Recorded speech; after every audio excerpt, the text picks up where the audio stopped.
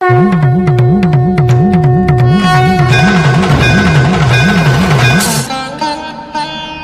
दुख का मूल कारण भी तो यही है ऋषि भृगु। आसक्ति हमारे मन की शांति को छीन लेती, उसे भंग कर देती।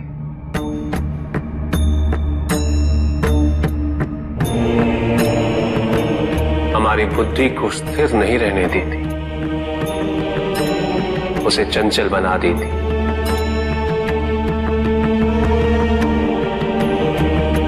आसक्ति से प्रमाद की उत्पत्ति होती, प्रमाद मद होता है और मद अहंकार का स्रोत है, और अहंकार पूर्णतः अशुभता में परिवर्तित हो जाता है, अर्थात आसक्ति अशुभता की जननी। इसलिए अनावश्यक है।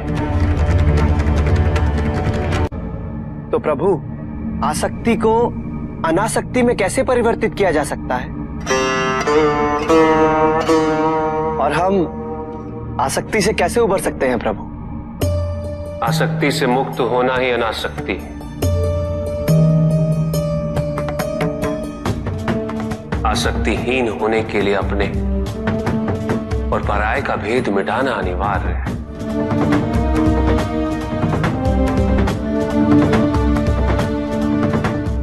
और यह तभी संभव होगा जब हम सुख की खोज बाहर नहीं, अपने भीतर करें। जब हम यथार्थ को पहचानें,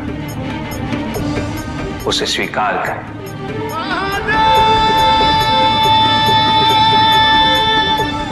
हम अपने सुख को सांसारिक तत्वों से परिभाषित नहीं करें। जब तक हम ऐसा करते रहेंगे, हम बंधते जाएंगे। जब हम स्वयं अपने भीतर झांकना आरंभ करेंगे, हमारी मुक्ति का मार्ग स्वतः प्रशस्त होता जाएगा। महादेव, आपने हमें दुख का कारण तो बता दिया। प्रभु, ये विवाह मुझे स्वीकार्य नहीं है प्रभु।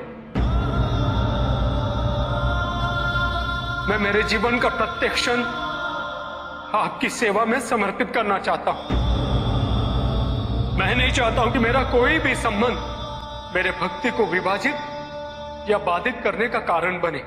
नंदी, विवाह तुम्हें मेरी भक्ति के लिए अयोग्य कैसे बना देगा? उसमें बाधा कैसे उत्पन्न कर देगा?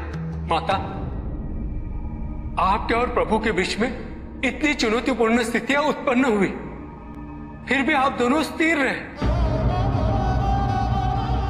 किंतु मेरे लिए यह संभव नहीं है माता,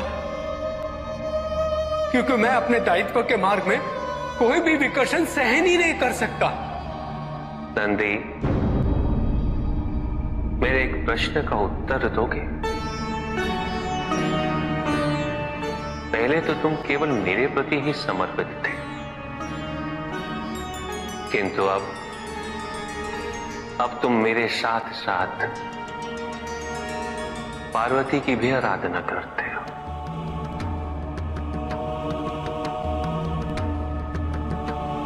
क्यों? प्रभु, माता आपके अर्धांगिनी है, आपकी पूरक, जिस प्रकार आप उनके पूरक हैं। आप माता के कारण आनंदित रहते हैं, उनकी उपस्थिति आपको प्रसन्नता देती है। अन्यथा आपको इतना हर्षित उनसे पहले मैंने कभी नहीं देखा है।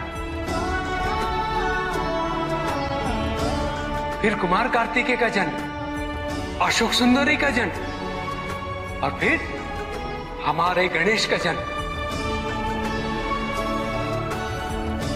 प्रभु, इस प्रकार मैंने कैलाश को पूर्ण होते हुए देखा है, और यह सब माता के कारण ही हुआ है।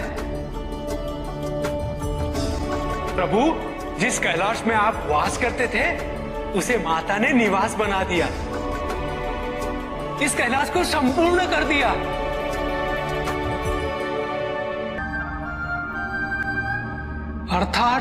अर्थात व्यक्ति की पूर्णता हेतु विवाह आवश्यक है नंदी।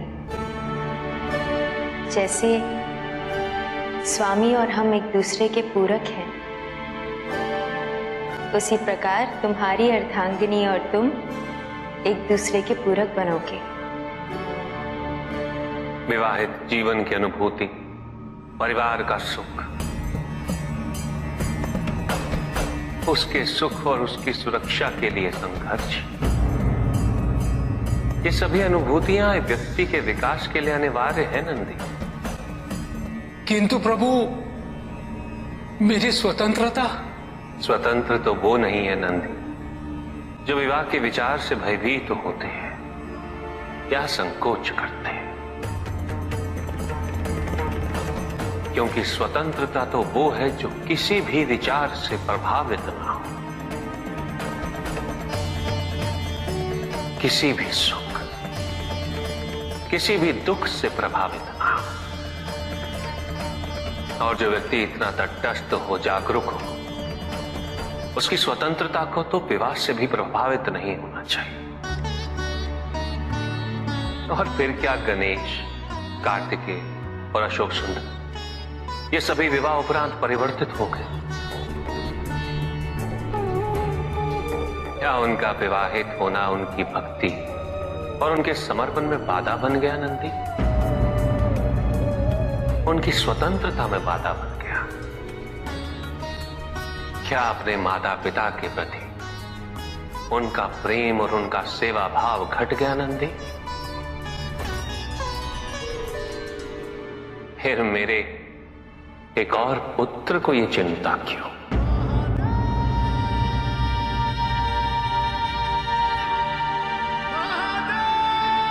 ये भय क्यों नंदी? अग्नि जलाती है, जल बुझाता है। दोनों के कार्य क्षेत्र पूर्व परिभाषित और भिन्न है।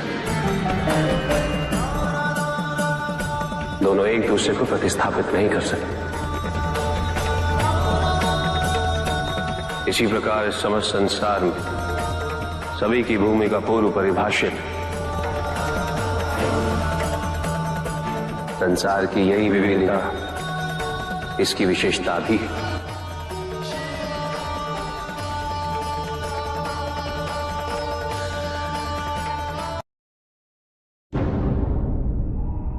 सृष्टि के निर्माण उपरांत एक बार नारायण ने तप के लिए महादेव से उत्तम स्थान के निर्देश की याचना की। महादेव ने अपनी प्रेरणा से समस्त तेज संपन्न अत्यंत शोभायमान पंचकोशी नगरी का निर्माण किया।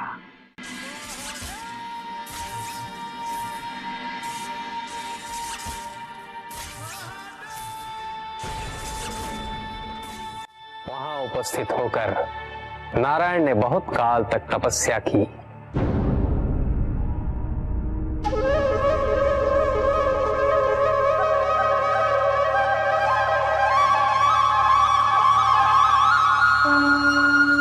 नारायण की तपस्या के अनंतर ही उस क्षेत्र में महादेव की कृपा से अनेक नदी नद सरिताएं उत्पन्न हुई।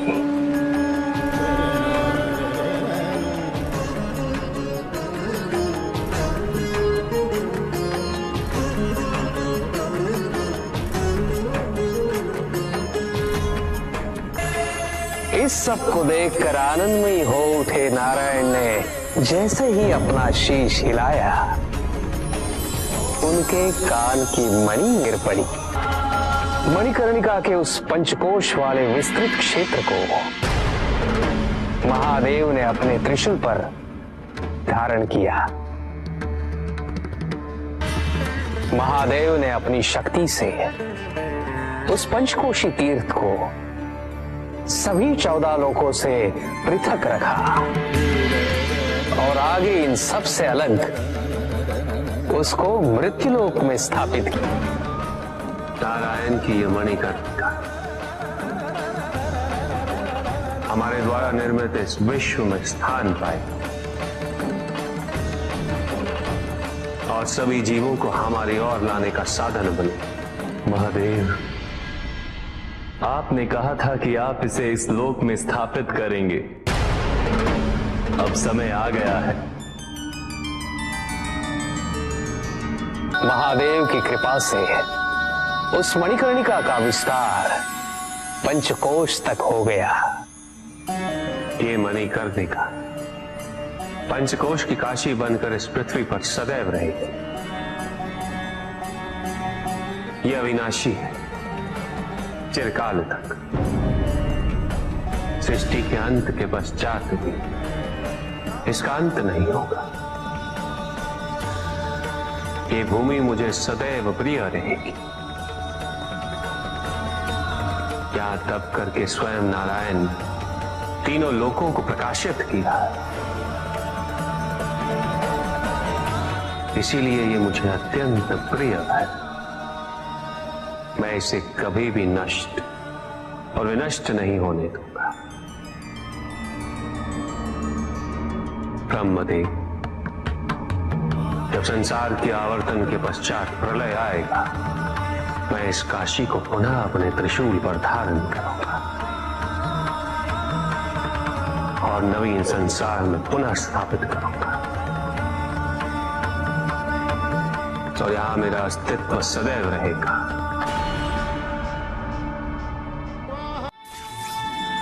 महादेव ने उस क्षेत्र से अपने आत्मिक योग को ध्यान में रखते हुए अपने ज्योतिर्लिंग को वहां स्थापित किया, जो इस क्षेत्र से कदापि पृथक नहीं हो सकता। विश्व की स्थापना तो हुई, किंतु इस ज्योतिर्लिंग को आपने उस स्थान पर स्थापित किया है जिसकी ऊर्जाएं विश्व से परे हैं। इस ज्योतिर्लिंग को विश्वेश्वर ज्योतिर्लिंग के नाम से जाना जाएगा।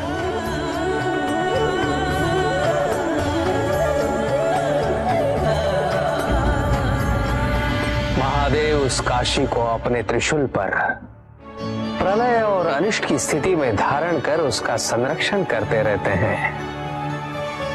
इसीलिए ये क्षेत्र सभी लोगों से न्यारा है।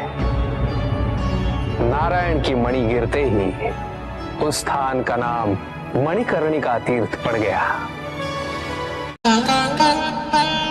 और दुख का मूल कारण भी तो यही है ऋषि भृगु।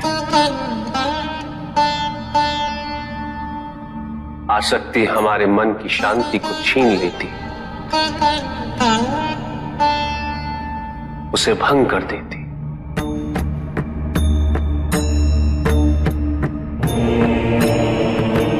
हमारी बुद्धि को स्थिर नहीं रहने देती, उसे चंचल बना देती।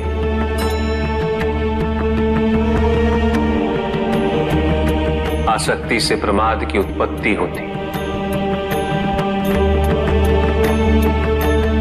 प्रमाद मद होता है और मद अहंकार का स्रोत है। और अहंकार पूर्णतः शुभता में परिवर्तित हो जाता है, अर्थात आसक्ति अशुभता की जननी। इसलिए अनावश्यक है। तो प्रभु, आसक्ति को अनासक्ति में कैसे परिवर्तित किया जा सकता है? और हम आसक्ति से कैसे उबर सकते हैं प्रभु? आसक्ति से मुक्त होना ही अनासक्ति